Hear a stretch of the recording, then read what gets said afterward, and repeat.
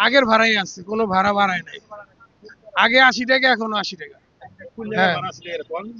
এই আপনার বালাসোর। বালাসর। জিয়ান। হ্যাঁ, আগে সেম ভাড়ায় আছে।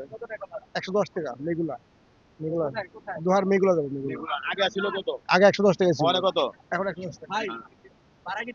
হ্যাঁ ভাই, ভাড়া ঠিক রাখছি। ৮০ টাকা ওই যে বালাসুর।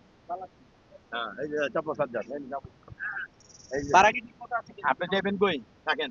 আমি দোহার যাব। দোয়ার কোন জায়গায়? নারিশা। নারিসা ভাড়া কত? আছে ১১০ টাকা। জি লেখা আছে কত দেখেন? এই যে জি ১১০ টাকা। আমার নারিসা। হাজবেন্ড আসলে পে করেছে, আমি পে এই করি দেখেন, নাই। এই দেখেন ১১০ টাকা। ভাড়া বাড়তি দিছেন? না, নাকি? ১১০ টাকায় দিয়েছি আমরা। ১১০ টাকা টিকিটে দিয়েছি। লেখা আছে। নারিশা। হ্যাঁ, হ্যাঁ, টিকিটে হ্যাঁ। লেখা আছে নারিসা। হ্যাঁ, এরকমই ১১০ টাকা করে তো যাচ্ছিলাম আমরা। আমরা তেল পাচ্ছি, কিন্তু মনে করেন রাত ভোরে পাম্পে আমাদের গাড়ি থাকতে হয়, সিরিয়াল, প্রচুর সিরিয়াল। একদিন দিলে আরেকদিন দিচ্ছে না। তবে আমাদের এই কোম্পানিতে আমরা মনে করেন ভাড়া বাড়াই নাই। আগের যে বিআইটি যে ভাড়া ছিল তার থেকে প্রতি কাউন্টারে ১০ টাকা করে আমরা কমাই দিছি, এর জন্য ভাড়া আমরা বাড়াই নেই। এরপরেও আমাদের গাড়ি দোহার থেকে খাইলা গাড়ি আসতে হয়।